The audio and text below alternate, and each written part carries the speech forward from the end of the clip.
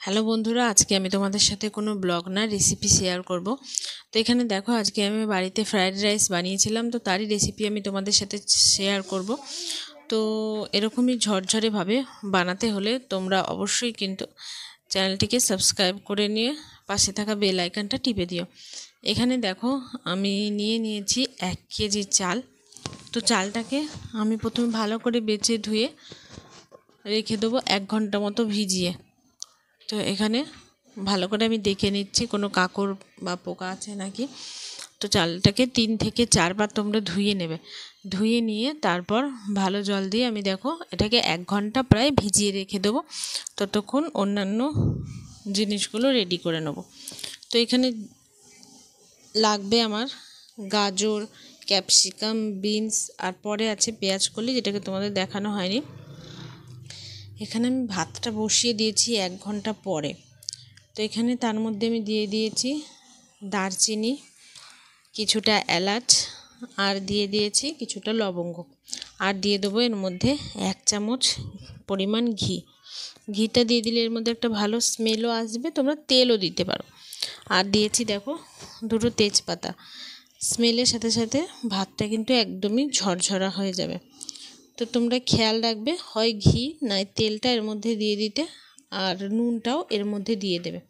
তাহলে দেখবে কিন্তু এর মধ্যে মানে চালে নুনের পরিমাণটা একদম পারফেক্ট আসবে। তো ভাতটা যখন 80% হয়ে যাবে তখন কিন্তু তোমরা নামিয়ে নেবে। বেশি টাইম লাগে না, কিন্তু খেতে দুর্দান্ত আর হবে ঝুরঝুরা একদম। তো এখানে দেখো কড়াই আমি বসিয়ে দিয়েছি। তোমরা চাইলে পুরো রান্নাটা ঘিতে করতে পারো, কিন্তু এখানে আমি ঘি আর তেল মিক্স করে নিয়েছি। তো এখানে দেখো তেল আর ঘি আমি দিয়ে দিয়েছি। এবার একে একে আমি সব কিছু ভেজে নেব। তো এখানে কিছু ড্রাই ফ্রুটস যেমন কাজু, কিশমিশ, এগুলো আমি একটু ভেজে নেব, ভেজে তুলে রেখে দেব। খানিকক্ষণ ভাজলেই কিন্তু ভাজা যাবে। তো যেহেতু কিশমিশটা তাড়াতাড়ি ভাজা হয়ে যায়, তো তোমরা চেষ্টা করবে পরে দিতে, কিন্তু আমি একসাথেই দিয়ে দিয়েছি। আমারটা দেখো একটু বেশি ভাজা হয়ে গেছে। তো তোমরা চেষ্টা করবে কাজুটা ভেজে নিয়ে পরে কিশমিশটা দিতে। তো সাইডে ওখানে মাংস হচ্ছে, আর এখানে আমি আজকে ফ্রাইড রাইস করছি। তো এভাবেই আমি তুলে নিলাম সমস্ত ড্রাই ফ্রুটসগুলো। এবার যে সবজিগুলো আমি কেটে ধুয়ে রেখেছিলাম ওগুলো একে একে ভেজে নেব। তো তোমরাও এভাবে বাড়িতে অবশ্যই ট্রাই করে দেখো যে কেমন লাগলো।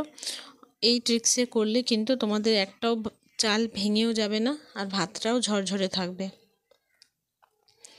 তো গাজর ভেজে নেওয়ার পরে আমি ভেজে নিচ্ছি এখানে বিনসগুলো, তারপরে আছে ক্যাপসিকাম, সমস্ত কিছু একইভাবে আমি ভেজে নেব। তো এরকমই নতুন নতুন রান্নাবান্নার টিপস পেতে আমার চ্যানেলটাকে সাবস্ক্রাইব করে দিয়ে পাশে থাকা বেল আইকনটা টিপে দিয়ে নোটিফিকেশান অল করে দেবে, তাহলে সমস্ত ভিডিও নোটিফিকেশান তোমরা সব থেকে আগে পাবে। তো এখানে দেখো বিনসটাও কিন্তু আমার মোটামুটি ভাজা হয়ে গেছে। তো একটু বেশি ভাজবে, কারণ যেহেতু এটা পরে কিন্তু আমরা আর উনুনে দেবো না, আর কি আঁচে দেবো না, না হলে পরে মুখে ঘ্যাচ ঘ্যাচ করতে পারে। তো এখানে একটা জিনিস হয়তো খেয়াল করেছো, ভাজার সময় কিন্তু আমি এর মধ্যে কিছু মেশাইনি। তো এটাকে কিছুক্ষণ ভাজার পরে আমি এটাকে রেখে দিয়েছিলাম ঠান্ডা হওয়ার জন্য। তো ঠান্ডা হয়ে গেলে এর মধ্যে আমি আগে থেকেই চিনি গুঁড়ো করে রেখেছিলাম, তোমরা চাইলে গোটাও দিতে পারো। তো এখানে গুঁড়ো চিনি আমি 2 চামচ মতো দিয়ে দিলাম, আর পরিমাণ মতো দিয়ে দিলাম নুন। এবার এটাকে ভালো করে মিক্স করে দিতে হবে। ঠান্ডা করে অবশ্যই দিও, না হলে কিন্তু জল বেরিয়ে আসবে। তো এভাবে দেখো আমি ভাতটা একটু ছড়িয়ে দিয়েছিলাম হাওয়াতে। এবার আমি একটু একটু করে ভাতটা এভাবে মিশিয়ে নিচ্ছি। আর মিশানোটা কিভাবে মিশাচ্ছি সেটা তোমাদের অবশ্যই দেখাচ্ছি, কারণ এভাবে না মিশিয়ে নিলে, এই যে খুন্তির পেছনটা দিয়ে আমি এভাবে মিশিয়ে নিচ্ছি, কারণ না হলে কিন্তু খুন্তি দিয়ে করতে গেলে তোমাদের চালের দানাগুলো ভেঙে যাবে।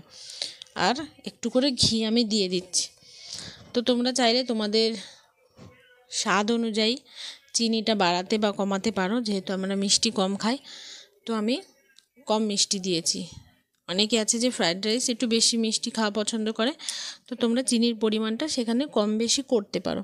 তো এভাবেই কিন্তু আমি সমস্ত ভাতটা মিশিয়ে নেব, আর একটু একটু করে নাড়াতে থাকবো, তাহলে একদম ঝরঝরে থাকবে আর চালটাও ভেঙে যাবে না একদম।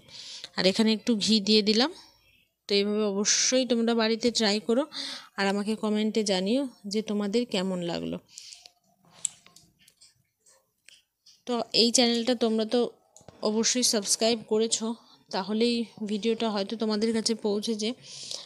আর আমার তন্দ্রাস বিউটি জোন যদি এখনও সাবস্ক্রাইব না করে থাকো তাহলে তাড়াতাড়ি ওই চ্যানেলটাও সাবস্ক্রাইব করে দিও আর আমার পাশে থেকো।